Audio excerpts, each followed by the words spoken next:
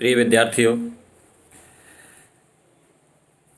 BA second year political science के पहले paper में कोटा विश्वविद्यालय कोटा के पाठ्यक्रम अनुसार लगातार मैंने 3-4 व्याख्यान आपको प्रेषित किए हैं। आप सभी विद्यार्थी उन्हें पढ़ रहे होंगे। विद्यार्थियों, फर्स्ट पेपर में हम विश्व के संविधानों का अध्ययन करते हैं बीए सेकेंड ईयर में, और इन संविधानों के अध्ययन में यही सब बताया गया है कि राजनीति विज्ञान में शासन, प्रशासन, राज्य आदि को संचालित करने के लिए जितने भी राजनीतिक संगठन हैं, उन सभी राजनीतिक संस्थाओं के द्वारा अच्छे से शासन संचालित हो और किस देश में किस तरह की राजनीतिक संस्थाएं हैं, इन सब का जिक्र किया गया है। सेकंड पेपर आप सब जानते हैं भारतीय संविधान का है, भारतीय राज्य व्यवस्था का है। तो अपन फर्स्ट पेपर के जो मैंने लेक्चर आपको प्रेषित किए थे, मुझे विश्वास है आप सब उनसे लाभान्वित हुए होंगे। उन्हीं से संबंधित, तीनों लेक्चर से संबंधित आज एक वीडियो मैं आपके लिए बना रहा हूँ। ये वीडियो आपको बताएगा कि किस तरह ब्रिटिश संविधान का विकास हुआ। विद्यार्थियों, ब्रिटिश संविधान का महत्व विश्व के दूसरे देशों के विद्यार्थियों के लिए इसलिए अधिक है क्योंकि ये कहा जाता था कि ब्रिटेन का कभी सूर्य अस्त नहीं होता है और विश्व के 75% हिस्से पर 75% पार्ट पर ग्रेट ब्रिटेन का आधिपत्य था। ये लगभग 7 करोड़ की आबादी का देश और लगभग 2500 वर्ग किलोमीटर का परिक्षेत्र वाला देश इतना शक्तिशाली बना कि दूसरे देश ग्रेट ब्रिटेन के अधीन हो गए थे। भारत पर भी ग्रेट ब्रिटेन का शासन स्थापित हुआ। ईस्ट इंडिया कंपनी आई व्यापार करने के बहाने और यहाँ के राजाओं को हराकर यहाँ अपना शासन स्थापित किया और भारत को अपना उपनिवेश बनाया। विद्यार्थियों, इसलिए हमारे लिए ब्रिटेन के संविधान का अध्ययन बहुत महत्वपूर्ण हो जाता है क्योंकि भारतीय व्यवस्था पर, भारतीयों पर ब्रिटेन का बहुत अधिक प्रभाव रहा है। राजनीति विज्ञान की यदि हम बात करें तो राजनीति विज्ञान के बहुत बड़े हिस्से पर भारत की राजनीतिक व्यवस्था पर बहुत अधिक प्रभाव ब्रिटेन की राजनीतिक व्यवस्था का रहा है क्योंकि हमने संसदीय शासन को अपनाया, हमने लोकसभा को अपनाया जो ग्रेट ब्रिटेन में हाउस ऑफ कॉमन्स रही है, उसे अपनाया, द्वितीय सदन को अपनाया। यानी भारतीय राज्य व्यवस्था पर अधिक से अधिक प्रभाव ब्रिटिश शासन प्रणाली का रहा है क्योंकि उन्होंने हमारे ऊपर शासन किया।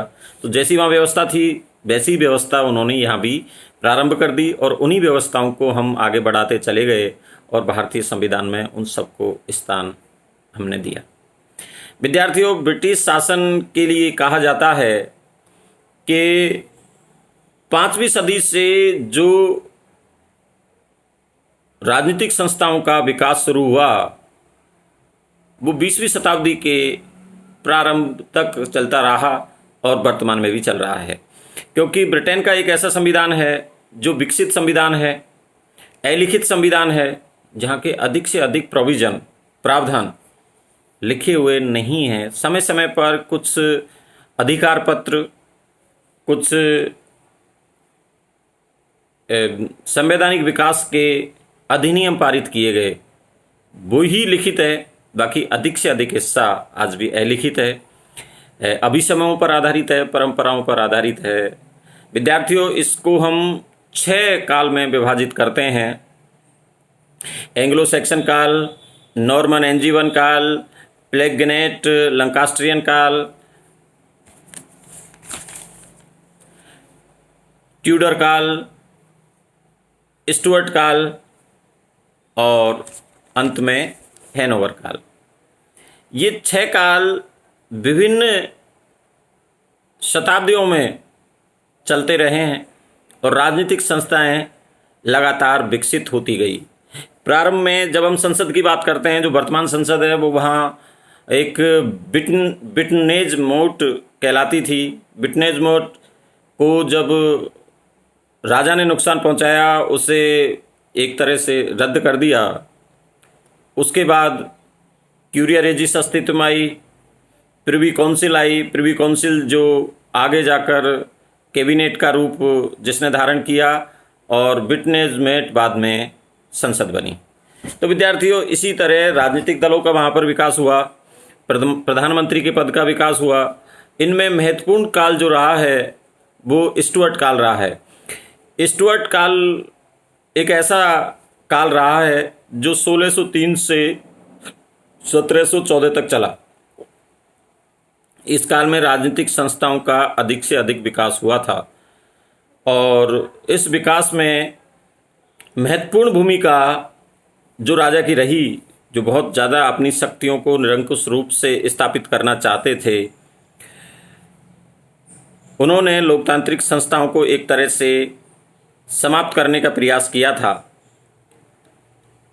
उनकी वजह से एक क्रांति वहाँ पर होती है और वो क्रांति रक्तहीन गौरवपूर्ण क्रांति कहलाती है, क्योंकि ब्रिटिश संसद के जो व्यक्ति थे, बिटनोज मेट जो आगे संसद बनी, उसके जो सदस्य थे, उनका राजा से टकराव हो गया और टकराव होने के बाद उन्होंने ऑरेंज के राजकुमार को इंग्लैंड पर आक्रमण करने के लिए कह दिया और ऑरेंज के राजकुमार ने इंग्लैंड पर आक्रमण कर दिया। तो राजा ने अपने आप को अकेला पाया और वह इंग्लैंड छोड़कर फ्रांस चला गया। उसने देखा कि मेरे साथ अब कोई नहीं है, तो वो फ्रांस चले गए। तो यानी एक क्रांति हुई 1688 में, जिसमें कुछ भी नहीं हुआ, एक बूंद भी रक्त नहीं गिरा, कोई तलवार झगड़ा नहीं हुआ और परिवर्तन भी हो गया। इसलिए इसे रक्तहीन गौरवपूर्ण क्रांति कही जाती है। इसके बाद में 1689 में एक एक्ट पारित हुआ था। उस एक्ट के तहत जो संसद समर्थक थे, उन संसद समर्थकों ने लोकतांत्रिक संस्थाओं को विकसित करने के लिए राजा पर तरह तरह के प्रतिबंध लगा दिए। ये प्रतिबंध थे कि राजा बिना संसद की अनुमति के कार्य नहीं कर पाएंगे, नहीं सेना रख पाएंगे। नए कोई कार्य करते हैं, नए कार्यों की स्वीकृति के लिए उन्हें संसद के पास जाना पड़ेगा। तो विद्यार्थियों, इस तरह लोकतांत्रिक संस्थाओं का विकास हुआ।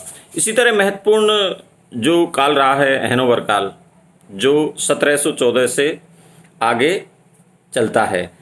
इस काल में जब हम बात करते हैं तो राजनीतिक संस्थाएं अस्तित्व में आ गई। 2 दल अस्तित्व में आ गए, व्हिग दल और टोरी दल। संसद की सर्वोच्चता स्थापित हो गई, क्योंकि 1689 का जो अधिकार पत्र था वो बहुत महत्वपूर्ण था और उसी के तहत संसद की सर्वोच्चता स्थापित होने लगी। यहीं से विद्यार्थियों, जब हम बात करते हैं संसदीय जनतंत्र का विकास होता है, जिसमें 20वीं सदी के पूर्वार्ध तक ये संसदीय संस्थाओं का विकास लगभग पूर्ण हो चला होता है। इस काल की महत्वपूर्ण बातें जो रही है वो राजा की वास्तविक शक्तियों का पतन हुआ, जो 1688 से ही प्रारंभ हुआ। बाद के राजाओं ने कोशिश तो की कि राजतंत्र को मजबूत करें, लेकिन लोकतांत्रिक संस्थाएं, संसदीय सर्वोच्चता या संसद के व्यक्ति इतने प्रभावी हुए कि उन्होंने बाद में राजा को निरंकुश नहीं होने दिया। दूसरी बात है मंत्रिमंडलीय प्रणाली का विकास हैनोवर काल में हुआ। एक राजा बने थे जॉर्ज प्रथम, उन्हें अंग्रेजी शासन का ज्ञान नहीं था और न ही इंग्लैंड के शासन में उनकी रुचि।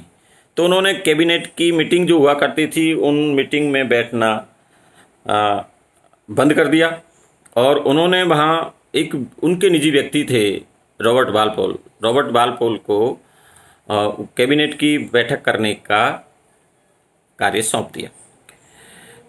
तो रॉबर्ट वालपोल ने कैबिनेट की पहली मीटिंग ली राजा के अभाव में। तो रॉबर्ट वालपोल ही ब्रिटेन के पहले प्रधानमंत्री कहलाए और जो कैबिनेट थी वो उसका मंत्रिमंडल बन गया। तो विद्यार्थियों, इस तरह इंग्लैंड में संसद का कैबिनेट का, राजनीतिक दलों का विकास हुआ।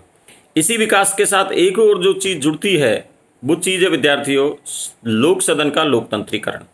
लोक सदन है, भारत में लोकसभा जिसे कहते हैं, ब्रिटेन में हाउस ऑफ कॉमन्स या लोक सदन की बात हम करते हैं। उसका संसद प्रत्यक्ष रूप से जनता के द्वारा चुनाव किया जाता है और जनता के द्वारा ये चुनाव होता है। इसके लिए उन्हें मताधिकार की जरूरत होती है। तो विद्यार्थियों, प्रारंभ में मताधिकार का कार्य बहुत कम लोगों तक था, शाही लोगों तक, पूंजी उद्योगपतियों तक। उसे 1832 में जाकर मध्यम वर्गीय लोगों तक उस मताधिकार का विस्तार किया गया और इसके साथ साथ समय समय पर कई परिवर्तन हुए। 1867, 1884 और 1918 के सुधार कानूनों द्वारा मताधिकार को व्यापक किया गया। 1928 में सार्वजनिक वयस्क मताधिकार दिया गया और 1970 में जो सार्वजनिक वयस्क मताधिकार था, जिसमें मत देने की आयु 21 वर्ष थी, उसे घटाकर 18 वर्ष कर दिया गया। तो विद्यार्थियों, ये हमारे लोकतंत्र के महत्वपूर्ण हिस्सेदारी है, जिसमें उस देश का प्रत्येक व्यक्ति जो वयस्क है वो अपनी लोकतांत्रिक प्रक्रिया में हिस्सेदारी ले सकता है, चुनाव लड़ने से लेकर वोटिंग करने का। तो इस तरह ब्रिटिश संस्थाओं का, ब्रिटेन में राजनीतिक संस्थाओं का विकास हुआ। ये बहुत शॉर्ट में था। आप हमारे नोट्स को भी ध्यान में रखें और इसी तरह आगे अध्ययन करते रहें। धन्यवाद।